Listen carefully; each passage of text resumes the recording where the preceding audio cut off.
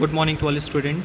In the last video of class 12 accountancy, we discussed the various practical problems related to chapter number 4, admission of a new partner. Today we will solve the few important practical problems related to same chapter. The first practical problem is the following is the balance sheet as at 31st March 2010 of A and B who are in partnership and share profit and loss in proportion of 3/5 and 2/5. Creditors 15,000, bills payable 4,310, PA provision for doubtful debts 4,000, capital account A and B, A is 24,000, B is 9,000, and total capital is 33,000. Asset side, freehold premises 10,000, plant and machinery 4,500, furniture 900, stock 12,500, debtors 22,500, investment 4,250, cash 1,660, that is total liability side is 56,310 and total asset side is also 56,310. They admit C into partnership from 1st April 2010. The terms of agreement are as under. The first one, C is to be bring in 6,000 as capital and 4,800 for goodwill in order to get 2/7 share in profit. Second, 4,800 paid by C to be credited to loan account of A and B respective proportion. ये नया point है इस question में कि 4,800 जो goodwill लेकर आएगा नया पार्टनर, उसे पार्टनर्स को प्रोवाइड तो किया जाएगा in their sacrificing ratio, but वो उनके कैपिटल में ना देकर बल्कि उनके लोन अकाउंट में प्रोवाइड किया जाएगा. ये बात यहाँ ध्यान रखने वाली बात है. यानी पीएफजी को हम लोग जनरली कैपिटल अकाउंट में क्रेडिट करते हैं ओल्ड पार्टनर को उनके सेक्रीफाइसिंग रेशियो में, बट यहाँ हम उनके कैपिटल अकाउंट में क्रेडिट ना करके लोन अकाउंट में क्रेडिट करेंगे. Okay sir. Free hold premises under valued by 5,000, machinery plant is over valued by 500, stock to be discounted at 10%, provision for doubtful debts to be reduced by 1,000, investment are to be brought down at their market price, it being 3,200. Pass necessary general entries, capital account and opening balance sheet and also calculate the new ratio. तो चलिए सबसे पहले हम लोग new ratio निकाल लेते हैं जो सबसे ईजी है. सबसे ईजी क्या है कि उनका ओल्ड रेशियो क्या है, 2/5 है बी का और 3/5 है ए का. ये है ए और बी का, ठीक. और सी आ रहा है फॉर 2/7 के लिए आ रहा है. और कोई अदर इन्फॉर्मेशन तो गिवन है ही नहीं सर. जब अदर इन्फॉर्मेशन नहीं होती तो जैसे एज स्टेट सॉल्व करते हैं वैसे ही करेंगे. देखिए सबसे पहले first of all she takes 2/7 out of 1, so remaining part is 5/7. So इस 2/5/7 को ए और बी अपने ओल्ड रेशियो में डिस्ट्रीब्यूट कर देंगे. तो old ratio will be distribute करने के बाद ए के लिए आएगा 3/7, बी के लिए आएगा 2/7 एंड सी का तो 2/7 है. So new ratio will be 3:2:2. And also the important part is this कि सर सेक्रीफाइसिंग रेशियो क्या होगा. तो मैंने तो बार बार बोला है कि सिर्फ दो इन्फॉर्मेशन दी हो, जब ओल्ड रेशियो और नया पार्टनर कितने शेयर के लिए आ रहा है. तो सिचुएशन में जो ओल्ड रेशियो होता है वही सेक्रीफाइसिंग रेशियो होता है. तो ओल्ड रेशियो क्या है 3:2, तो सेक्रीफाइसिंग रेशियो भी क्या होगा 3:2. Is that clear. New ratio निकल गया, सेक्रीफाइसिंग रेशियो निकल गया. अब रही बात रिवैल्यूएशन की आते हैं. सर रिवैल्यूएशन का बता दीजिए कैसे होगा. तो देखिए पहली चीज़, freehold premises undervalued है तो फ़ायदा हो गया, क्योंकि मैंने बताया था कि आपने प्रीमाइसेस को कम वैल्यू किया 5,000, तो फ़ायदा है. मशीनरी एंड प्लांट को ज़्यादा वैल्यू कर दिया है तो ये लॉस हो गया. स्टॉक को डिस्काउंट करना है 10% से तो ये लॉस हो गया. प्रोविज़न फॉर डाउटफुल डेब्ट्स को रिड्यूस करना है 1,000 रुपये से तो ये डाउन हो गया. इन्वेस्टमेंट की जो मार्केट वैल्यू वो 3,200 हो गई. पहले कितनी थी बताओ सर. पहले थी 4,250. तो बताओ प्रॉफिट हुआ कि लॉस. सर लॉस हो गया, तो उसके लिए एंट्री पास कर दो. प्रॉफिट कहाँ हुआ था sir, free hold premises and provision में हुआ था, क्योंकि फ्री होल्ड प्रीमाइसेस को हमने अंडर वैल्यूड किया था और प्रोविज़न फॉर डाउटफुल को रिड्यूस किया था. So total profit 6,000. Now machinery plant and stock पे एंड इन्वेस्टमेंट पे आपको लॉस हो गया, क्योंकि इन्वेस्टमेंट की जो वैल्यू थी वो भी क्या हो गई थी, सो यहाँ पे आपको लॉस हो गया। सर प्रॉफिट कितना हुआ आप खुद देख लो। प्रॉफिट हुआ था हमको 6,000 का और लॉस हुआ था हमको 2,800 रुपीज़ का। सो हमारा प्रॉफिट कितना आया होगा, डिडक्ट कर देंगे 6,000 में से 2,800 माइनस कर देंगे, तो मेरे पास प्रॉफिट बचेगा 3,200। यू नो वेरी वेल कि when is there any profit on revolution, so it will be credited in old partners capital account in their old ratio. सो 3,200 को मैंने ए और बी के बीच में, ओल्ड रेशियो क्या था 3:2 में डिस्ट्रीब्यूट कर दिया। हाँ सर ये तो समझ में आ गया। अब बात करते हैं नए पार्टनर के एडमिशन की। देखिए नया पार्टनर जब एडमिशन ले रहा है तो दो चीज़ लेकर आ रहा है, एक 6,000 कैपिटल लेकर आ रहा है और दूसरा 4,800 गुडविल लेकर आ रहा है। तो पहले ये दोनों चीज़ की एंट्री होगी, bank account debit to C's capital to premium for goodwill. But इस गुडविल को ओल्ड पार्टनर लेंगे, लेकिन किस रेशो में लेंगे, सेक्रीफाइसिंग में, जो है 3:2। दूसरी बात है लेंगे तो कैपिटल अकाउंट में नहीं लेंगे, किस में लेंगे, लोन अकाउंट में। It is clearly given in this question. ये बात ध्यान रखिएगा अपने दिमाग में कि in this situation PFG account debit and A's and B's loan account is credited instead of capital account. So now we will move to the solution. पहले इन पैसा लेकर आया, cash account debit to C's capital to PFG 10,800, 6,000 for capital and 4,800 for the goodwill. Now PFG will be distributed among all partner in their sacrificing ratio, PFG debit, and A's loan account is credit, B's loan account 28801920, that is in the sacrificing ratio, that is 3:2। Okay तो पहला चीज़ हमारा clear हो गया। और एक चीज़ और भी देख लीजिएगा कि क्या कोई reserve, accumulated profit, accumulated loss कुछ भी या गुडविल एग्जिस्ट करती है लाइबिलिटी साइड में? नहीं सर, लाइबिलिटी में भी कुछ नहीं है, एसेट्स में भी कुछ नहीं। Now we will prepare capital account. तो कैपिटल अकाउंट में मैंने क्या बताया सर, सबसे पहले आपको क्या करना है, ओपनिंग बैलेंस लिखना है, लिख दिया। जो आप क्वेश्चन में देखोगे तो ए की कैपिटल 24,000 है और बी की कैपिटल 9,000 है। रिवैल्यूएशन में फ़ायदा कितना हुआ था सर, ये देख लीजिए इतना हुआ था, ये देखिए है इतना।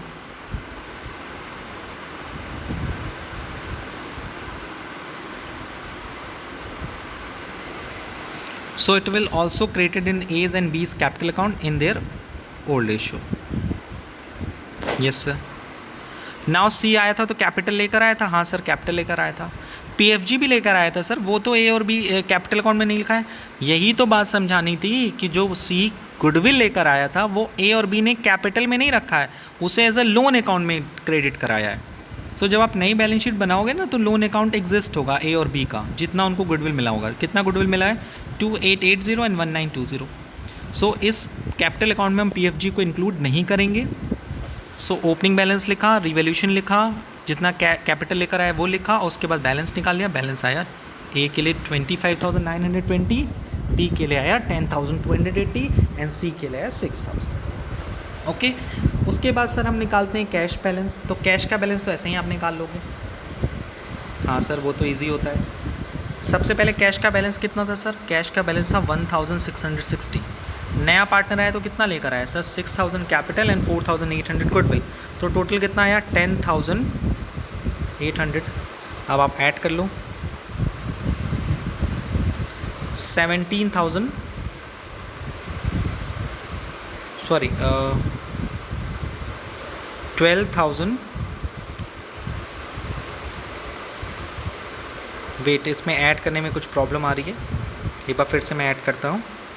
1,660 उसमें ऐड किया 10,800। सो और कोई पैसा तो निकाला नहीं गया, 12,460। सो आप क्लोजिंग बैलेंस शीट देखोगे ना तो उसमें दिखेगा 12,460। हाँ सर एकदम सही आया है। ओके क्रेडिटर्स में कोई चेंज हुआ था नहीं सर, बिल्स पेबल में नहीं। हाँ PFD जो था, प्रोविज़न फॉर डाउटफुल डेब्ट्स, जिसे हम PFD भी बोलते हैं, वो 1,000 रुपये से डिक्रीज़ हो गया था। तो सर अब 4,000 की जगह 3,000 हो गया। अगर हम लोन अकाउंट की बात करें तो A और B ने गुडविल की अमाउंट किस में ले लिए, लोन अकाउंट में। तो यही मैं बात समझा रहा था कि लोन अकाउंट में एग्जिस्ट करेगा उन लोगों की।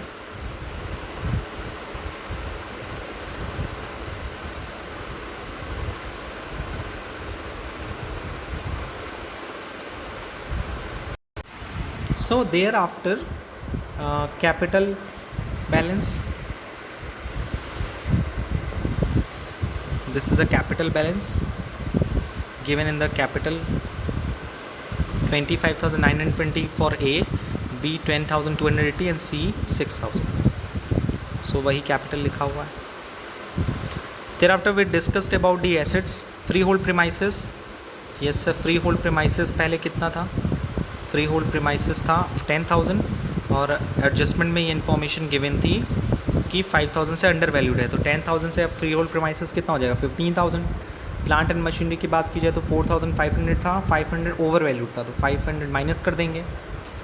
और स्टॉक की वैल्यू 10% से डिक्लाइन कर देंगे. 12,500 में 1,250 माइनस कर देंगे. इन्वेस्टमेंट की वैल्यू कितनी शो कराएंगे सर? 3,200 शो कराएंगे. देखिएगा वही सॉल्यूशन में होगा. It is given in the solution. So freehold premises 15,000. Yes sir. Plant and machinery 4,000. Furniture 900. Stock 11,250. डेटा 22,000. कैश. ओके. सो उसके बाद हम लोग टोटल करेंगे बैलेंस शीट का. सो जब भी आप लोग न्यू बैलेंस शीट बनाइएगा तो उसके लिए ओल्ड बैलेंस शीट की हेल्प लीजिएगा. ओल्ड बैलेंस शीट और रिवैल्यूएशन अकाउंट की हेल्प लीजिएगा. ओल्ड बैलेंस शीट में अगर कोई वैल्यू अप्स एंड डाउन्स हुई है तो उसे अप्स एंड डाउन्स को रिकॉर्ड करके हम new balance sheet frame out करेंगे. Okay. So this is a solution of first practical problem in this video. Now we will move to the next practical problem of this video. It is a very important video because अभी तक हमने जितने भी question solve किए हैं वो इस basis पर सॉल्व किए कि नया पार्टनर आता है और गुडविल लेकर आता है. लेकिन इस क्वेश्चन में क्या होगा? When new partner does not bring his share of goodwill in cash. Sometimes you know very well कि new partner admitted in a firm and he brings only his share of capital. He does not bring his share of goodwill in cash. So in this situation, we studied in the previous videos, we take the amount of goodwill from the new partner from their current account. So in this situation, new partner's current account is debited and the old partner's capital account is credited in their sacrificing ratio. सो ये बात आपको याद होनी चाहिए थी, इसलिए मैंने revise करा दी. अब हम लोग आते हैं क्वेश्चन पे. A and B are partner in a firm. Their balance sheet as on 31st March 2010 was as follows. Provision for doubtful debts 4,000. Workman compensation fund 5,600. Outstanding expense 3,000. Creditors 30,000. Capital A 50,000. B 60,000. Cash 10,000. Data 80,000. Stock 20,000. Fixed assets 38,600. Profit and loss 4,000.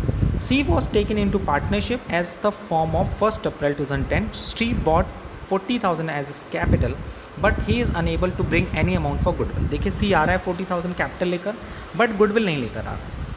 New profit sharing ratio 3:2:1. Claim on account of workman compensation is 3,000. सो यहाँ देख लीजिए एकदम clear हो गया कि workman compensation के against liability कितनी है हमारी? 3,000. सो हमारे पास कितना बचा सर? 3,000 लाइबिलिटी हटा के हमारे पास बचा 2,600. यू नो वेरी वेल कि वर्कमैन कंपनसेशन फंड में से क्लेम को माइनस कर देते हैं और जितना पैसा बचता है उसे ओल्ड पार्टनर अपने ओल्ड रेशियो में डिस्ट्रीब्यूट कर लेते हैं. दूसरा, बैड डेब्ट्स को राइट ऑफ करना है 6,000 रुपीज़. ठीक है. डेटर्स की वैल्यू कम हो गई, लॉस है. Creditors are to be paid 2,000 more, so it is a loss. 2,000 be provided for an unforeseen liability, so it is also loss. Outstanding expense to be brought down to 1,200. पहले outstanding expense कितना था sir? 3,000 था. अगर आप देखिए तो पहले outstanding expense था 3,000. अब आउटस्टैंडिंग एक्सपेंस कितना हो गया सर? अब हो गया 1,200. तो प्रॉफिट हुआ कि लॉस? सर प्रॉफिट हो गया, खुशी की बात है. ठीक. अब देखिए नया पार्टनर आया है, गुडविल लेकर नहीं आया है, तो हमें पहले पता करना होगा ना कि उसकी गुडविल कितनी होगी. तो क्वेश्चन में गिवन है goodwill is valued at 1.5 year purchase of average profit of the last 3 year less ₹12,000.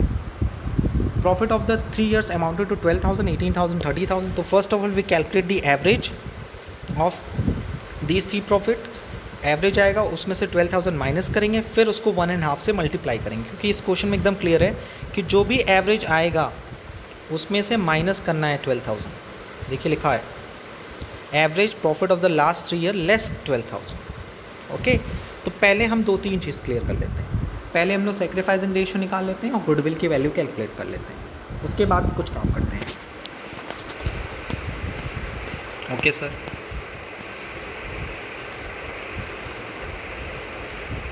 Valuation of goodwill, you know very well कि पहले हम लोगों ने क्या निकाला, 12,000, 18,000, 30,000 का एवरेज निकाला। एवरेज कितना है 20,000। 20,000 की हेल्प से हमने गुडविल निकाला। गुडविल कितना है सर 30,000। 30,000 में से कितना माइनस करें 12,000, तो गुडविल की वैल्यू कितनी है 18,000। 18,000 is goodwill of the firm. ये गुडविल आई है ना 18,000, वो किसकी है, फर्म की। हमें किसकी गुडविल निकाली है, सिर्फ सी की।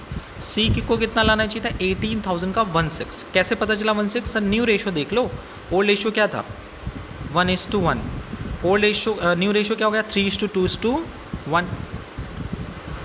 ओके, सो हम लोग क्या करेंगे, सेक्रीफाइसिंग रेशो भी निकाल लेंगे। 1/2 ए एंड बी, उसमें से न्यू रेशो क्या 3:2:1। 3 माइनस कर दिया ए में से और बी में से 2 माइनस कर दिया। तो after calculating the new ratio एक बात और समझ में आई, इसमें सिर्फ और सिर्फ बी ने सेक्रीफाइस किया, ए ने तो कुछ सेक्रीफाइस ही नहीं किया है। B alone has sacrificed.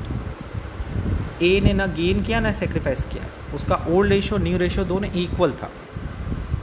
तो सर इसका मतलब है सी गुडविल देगा तो सिर्फ किसको देगा, बी को देगा।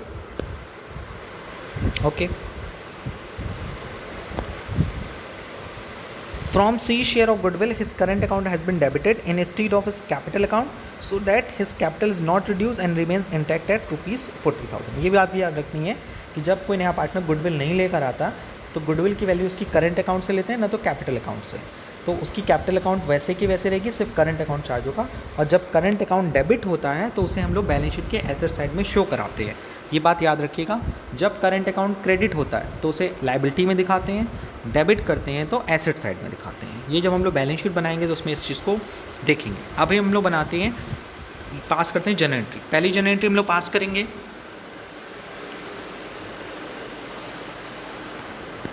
इसकी हमारे बैलेंस शीट में एक एक्यूमुलेटेड लॉस है, that is profit and loss account, और दूसरा है workman compensation fund. You know very well कि अगर कोई एक्यूमुलेटेड लॉस होता है तो उसे भी ओल्ड पार्टनर अपने ओल्ड रेशो में सेक्रीफाइस करते हैं, और अगर कोई भी रिजर्व या स्पेसिफिक फंड होता है उसे भी ओल्ड पार्टनर अपने ओल्ड रेशो में डिस्ट्रीब्यूट कर लेते हैं। सो पहली एंट्री आपकी लॉस की हो गई, देख लिया आपने लॉस 4,000 था, उसे इक्वली ए और बी ने डिस्ट्रीब्यूट कर लिया। दूसरा बात, वर्कमैन कंपनसेशन फंड टोटल कितना था सर, था फॉर टोटल था वर्कमैन कंपनसेशन फंड 5,600, जिसमें से लायबिलिटी कितनी आ गई 3,000 की लायबिलिटी आ गई।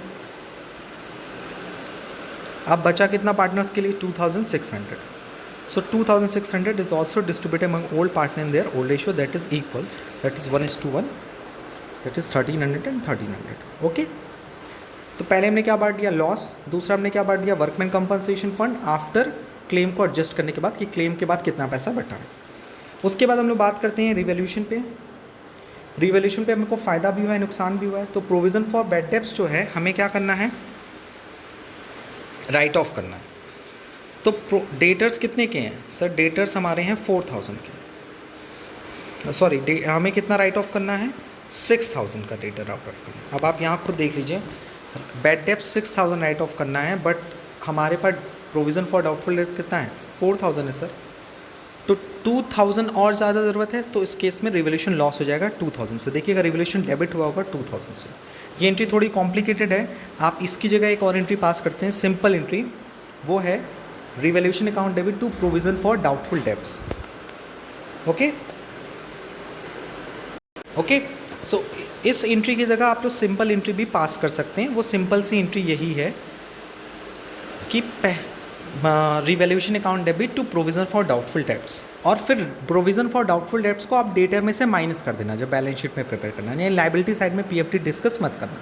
अगर इससे रिलेटेड कोई प्रॉब्लम आएगी तो आप मुझसे व्हाट्सएप ग्रुप में पूछ लेना, हो सकता है ये जनरली आपको प्रॉब्लम क्रिएट करेगी।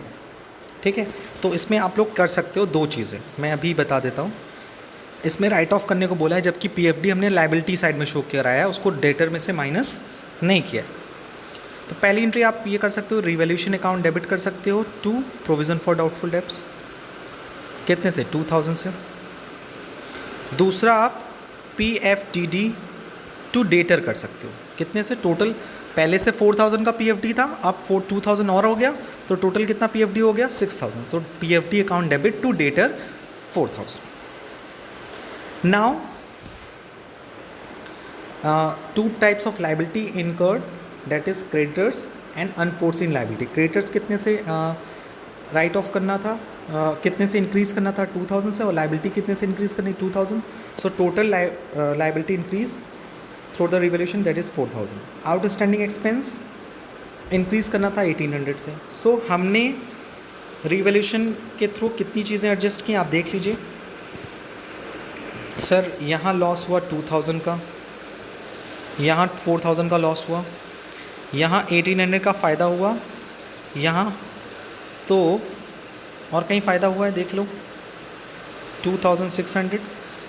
तो 6000 का फ़ायदा हुआ, लॉस हुआ 1800 का, नेट लॉस आया 4000. सो इस क्वेश्चन में रिवोल्यूशन में फ़ायदा नहीं हुआ है, नुकसान हो गया है.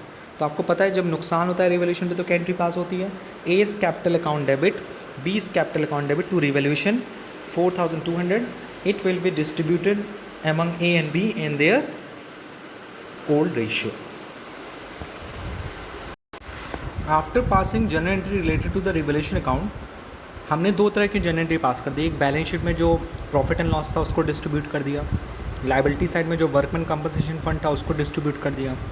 जो भी रिवोल्यूशन में फ़ायदा नुकसान हुआ था, प्रॉफिट एंड लॉस हुआ था, उससे रिलेटेड एंट्री पास कर दी, और जो लॉस हुआ उसको ओल्ड पार्टनर्स में ओल्ड रेशियो में डिस्ट्रीब्यूट कर दिया. अब उसके बाद हमारा अगला स्टेप आता है, जो नया पार्टनर आ रहा है, तो नया पार्टनर आ रहा है तो सिर्फ कैपिटल लेकर आ रहा है, तो कैपिटल की एंट्री क्या होगी, cash account debit to C's capital 40,000. And you know very well कि उसने कैपिटल लाया लेकिन गुडविल नहीं लाया. जब गुडविल नहीं लाता तो हम लोग क्या करते हैं, सर वो गुडविल उसके करंट अकाउंट से डेबिट होती है. देख लीजिए सीज करंट अकाउंट. और सेक्रीफाइस सिर्फ कौन कर रहा था, सर बी. कितना, वही अकेले सेक्रीफाइस कर रहा था. कितना गुडविल मिलेगा अभी हमने कैलकुलेट किया था, जस्ट कितना गुडविल आया था सी का 3000. So the entry will be C's current account to B's capital that is 3000. So हमारी सारी जनरल एंट्री पास हो गई 3 स्टेप में. पहला बैलेंस शीट के आइटम से रिलेटेड, दूसरा रिवोल्यूशन से रिलेटेड, और तीसरा न्यू पार्टनर के एडमिशन से रिलेटेड. अब हम लोग बनाएंगे कैपिटल अकाउंट. कैपिटल अकाउंट बनाने से पहले हम लोग क्या करेंगे, सबसे पहले ओपनिंग बैलेंस लिखेंगे. First of all we write down the opening balance of capital A and B 50,000 and 60,000. Thereafter we posted the amount of WCF workman compensation fund that is 1300.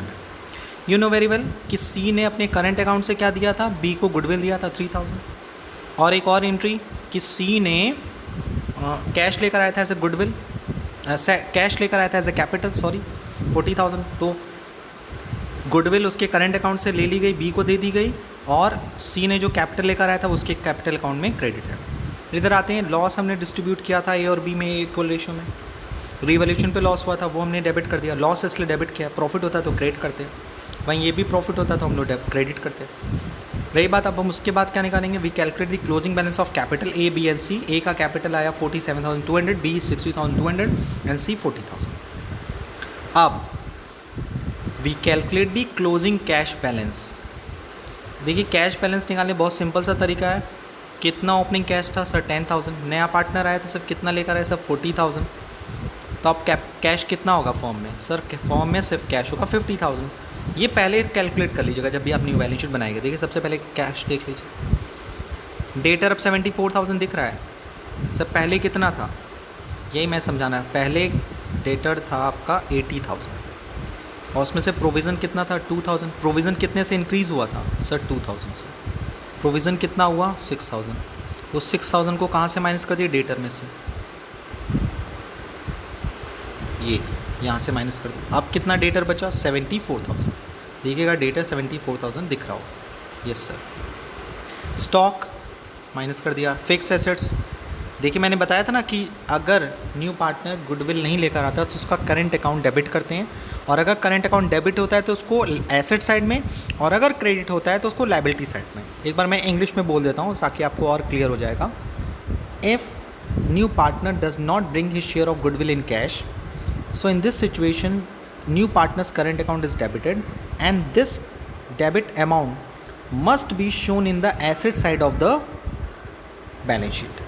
And if current account is credit, so it will be write down the liability side of the balance sheet. रही बात liability side में आते हैं, हम लोग discuss करते हैं. तो उसमें देखिए वर्कमैन कंपनसेशन फंड के लिए लाइबिलिटी कितनी 3,000. सर टोटल तो था, टोटल कितना था 5,600 थी टोटल अमाउंट. उसमें से 3000 लाइबिलिटी थी। लाइबिलिटी हमारे यहाँ बैलेंस शीट में मौजूद है, क्योंकि हमें देना है अभी भी वर्कमैन कंपनसेशन फंड उन वर्कर्स को। आप कितनी बची सर? 3000। तो 2600 तो ओल्ड पार्टनर ने डिस्ट्रीब्यूट कर लिया, बचा है कितना? 3000। देयर आफ्टर सो इस पूरे सिचुएशन में आपने देखा कि लाइबिलिटी साइड में हम लोगों ने नई लाइबिलिटीज़ को रिकॉर्ड किया। Liabilities for workman compensation fund में जो वैल्यू एज ए लाइबिलिटी बची हुई थी उसको रिकॉर्ड किया। अनफोर्सिन लाइबिलिटी को रिकॉर्ड किया। ए बी सी का क्लोजिंग कैपिटल का जो बैलेंस था दैट इज़ 47,200, 60,200, 40,000 को रिकॉर्ड किया। In the asset side cash 50,000, डेटा 74,000 after deducting 80,000 minus 6,000 as a provision for doubtful debts. Stock 20,000, fixed assets 38,600 and C's current account 33,000 because of C does not bring his share of goodwill. So in this situation, C's current account is debited and it will be written in the asset side of the balance sheet. So आज के इस पूरे video में हम लोगों ने दो important practical problem को डिस्कस किया। पहला प्रैक्टिकल प्रॉब्लम जो था वो रिलेट करता था कि सिर्फ उसमें हम लोगों ने दो बातें सीखी। पहला तो ये कि नया पार्टनर गुडविल लेकर आ रहा है, बट वो गुडविल पुराने पार्टनर्स को कैपिटल अकाउंट में क्रेडिट नहीं होगी बल्कि उनके लोन अकाउंट में क्रेडिट होगी। पहली बात। दूसरी बात ये कि इस क्वेश्चन में सिर्फ पुराने दोनों पार्टनर में से सिर्फ एक पार्टनर सेक्रीफाइस कर रहा था। ठीक है, ये बातें भी हमने सीखी। और दूसरे क्वेश्चन में हम लोगों ने सीखा कि जब नया पार्टनर गुडविल नहीं लेकर आता, सो इस सिचुएशन में हम लोग पुराने पार्टनर्स की कैपिटल की जगह करंट अकाउंट जो नया पार्टनर गुडविल नहीं लेकर आता तो इस सिचुएशन में उसके करंट अकाउंट को डेबिट करते हैं। और उस करंट अकाउंट का एडजस्टमेंट दो जगह होता है। You know very well, her adjustment का एटलीस्ट कम से कम दो इफेक्ट पड़ता है। तो पहला इफेक्ट पड़ा पार्टनर्स कैपिटल अकाउंट के क्रेडिट साइड में, और किसको क्रेडिट हुआ? जो पार्टनर्स सेक्रीफाइस किया था। दूसरा करंट अकाउंट को मैंने शो कराया asset side of the balance sheet. Okay, there are some important notes regarding this question, practical problem 2. The first one, workman compensation fund is appearing 5,600, whereas the actual liability for workman compensation is 3,000. Therefore 2,600 will be transferred to the capital account of old partner in their old ratio. Alternatively 2,600 can transfer to the credit side or revaluation account. आप 2,600 को revaluation account में भी transfer कर सकते हैं और उससे फ़ायदा। लेकिन ये थोड़ा कन्फ्यूजिंग होगा, आप सीधे जिस फंडे पे चल रहे हैं उसी से चलिए। आपका जो कॉन्सेप्ट है वो सीधा सीधा यही है कि जितना वर्कमैन कंपनसेशन फंड में से क्लेम होता है उसको माइनस कर देते हैं, जितना पैसा बच जाता है it will be distributed among old partner in their old ratio. दूसरी बात, provision for doubtful debts appearing in the balance sheet is ₹4,000, whereas actual bad debts amounted to 600, therefore 2,000 will be debited to revaluation account as a loss. 4,000 का मैंने provision बना के रखा हुआ था और फॉर्म को एक्चुअल में बैड डेब्ट्स कितना हो गया? 6,000। तो 2,000 रुपीज़ की और प्रोविज़न की ज़रूरत हो गई। सो हम लोग 2,000 रुपीज़ को रिवैल्यूएशन अकाउंट में एज अ लॉस डेबिट करेंगे। And fourth important notes is form she share of goodwill his current account has debited in instead of his capital account so that his capital account is not reduced and even intact at. ये पहले भी मैंने बताया है कि जब नया partner goodwill नहीं लेकर आता तो सिचुएशन में उसके करंट अकाउंट को डेबिट करते हैं और ओल्ड पार्टनर को उसके सेक्रीफाइसिंग रेशियो में क्रेडिट कर देते हैं। दूसरी इंपॉर्टेंट बात ये थी इससे रिलेटेड कि करंट अकाउंट को हम शो कहाँ कराएंगे। तो जब भी करंट अकाउंट डेबिट होता है, ये बात अपने दिमाग में रख लीजिए, चाहे वो कोई पार्टनर का करंट अकाउंट हो, चाहे न्यू पार्टनर हो, चाहे ओल्ड पार्टनर का करंट अकाउंट अगर डेबिट होता है तो उसे एसेट साइड में शो कराते हैं, अगर क्रेडिट होता है तो उसे लायबिलिटी साइड में शो कराते हैं। सो आई होप ये दोनों क्वेश्चन का स्क्रीनशॉट आप अच्छे से ले लीजिए और इस वीडियो को देखने के बाद इस क्वेश्चंस को खुद से सॉल्व करिए। देखिए कि आप कितना एक्यूरेटली सारे क्वेश्चन को समझने में सक्सेस हो पाए हैं। सेकंड क्वेश्चन, ये पहला क्वेश्चन है, इससे पहले जो मैंने दिखाया था वो सेकंड क्वेश्चन था। सो आई होप कि आज हमने जो भी सीखने की कोशिश की, जो भी मुझे आपको कन्वे करने की कोशिश थी वो सक्सेस हुई थी, उसमें हम सफल हुए होंगे। नेक्स्ट क्वेश्चन के साथ, नेक्स्ट इंपॉर्टेंट क्वेश्चन के साथ नेक्स्ट वीडियो में फिर से मैं प्रेजेंट हूँगा। आज के लिए इतना ही। Thank you, thanks a lot.